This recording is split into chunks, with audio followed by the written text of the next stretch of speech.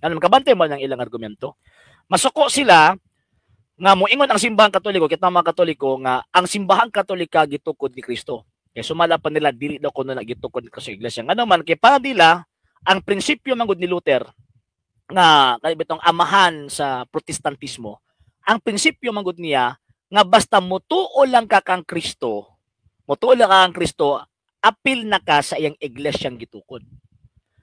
So, but pasabot, purely spiritual. Regardless kung asa ka nga pundok, basta provided nga nagtuo ka kang Ginoong Jesucristo. So, ingon pa ni Luther, ingon pa niya, kabahin ka sa iglesyang gitukod ni Kristo. Ilabin na kung magtamo daw ka sa sola fide, sola gratia, o sola scriptura. Yan. Mo na ilang kwan eh.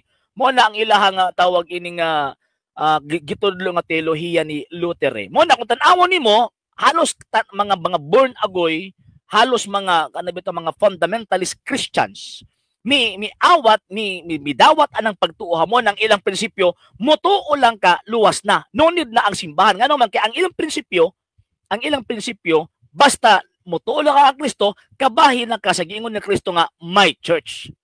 Mao na ang sipyat sayop error sa teolohiya ni Martin Luther. Ngano man mga sir ug mga ma'am, tungod kay si Ginoong Jesucristo katong iyang giingon nga thou art Peter and upon this rock I will build my church. Kanang term nga church diha, it is a hierarchical and at the same time mystical institution. Nganong hierarchical man? Kada lang tawag anang deklarasyon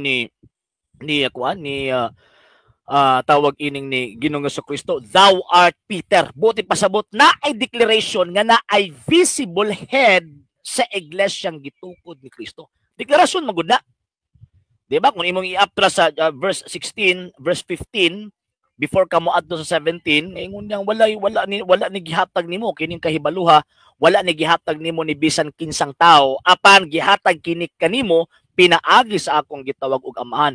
Og busa basta pasabot ana deklarasyon, og busa sultihan ko ikaw Pedro ibabaw ni ining bato, tukuron ko ang akong simbahan. So buti pasabot kanang maong gitawag og simbahan nga niingon si Kristo nga tukuron ko, panguluhan kinig Pedro. Buti pasabot dili purely spiritual, kundi hierarchical. Kasi tanang mga apostol, San Pedro lang man ang iyang gisultian nga thou art Peter and you are rock. Wala may lang siya gisultian. Sir MJ, Sir aslang ko na aba kaming debate schedule diri Davao. Sa karon Sir MJ, wala pa sir. Murag Cebu ang schedule nako by October 26 kung wala ko masayo. Sir Dudong Bakat, yes sir, good evening. Ma'am Susan Glosenda, good evening po. Sir John Carlo De Velos, yes sir, good evening. Sir Joe Velacia, sir, good evening nimo. Og sa imuhang gitawag og pamilya. Okay, balik ta sa ato ang topic mga sir ug mga ma'am. So, kung imong tan-awon, kung nato ang aninawon pagsakto, kanang gingon ni Kristo nga thou art Peter, a declaration nga kanang maong gitawag og simbahan na ay mangulo. O nya naa pa si saad sa mga mangulo ni anang mong simbahan. Ingon pa niya et porte inferinon prevalibunt adversus iam. Bisan hanggang haan sa impyerno, dili gayud makabuntog ni ini. So buti pasabot, dili mawala ang mga leaders ni ining maong simbahan na from the time of the institution until now. Dili mawala. So palpak ang prinsipyo o pangunahuna ni Luther nga purely spiritual lang ang gitukod ni Kristo. Palpak. Nga naman kay ang Kristo mismo nasulti, thou art Peter, and upon this rock I will build my church. And naapagi divine power nga gihatag. Ingon pa niya, and I will give you the keys of the kingdom of heaven. Whatsoever you shall bind on earth shall be bound in heaven. Whatsoever you loose on earth will be loose in heaven. Buti pasabot, otoridad. Di lang yung simpleng otoridad, kung dili divine authority, kay ang mihatag, ang misulti sa maong proklamasyon, ang tinuod nga Dios o tinuod nga tao nga si Ginoong Jesucristo. Diba? Sa hindi pa po nakapag-follow sa mga pages po natin, i-follow nyo po yung mga pages po natin, RJ Horolanciano II, TV Apolia Punto Argumento page, Kuya Apologist TV page, and RJ's Vlog 2022.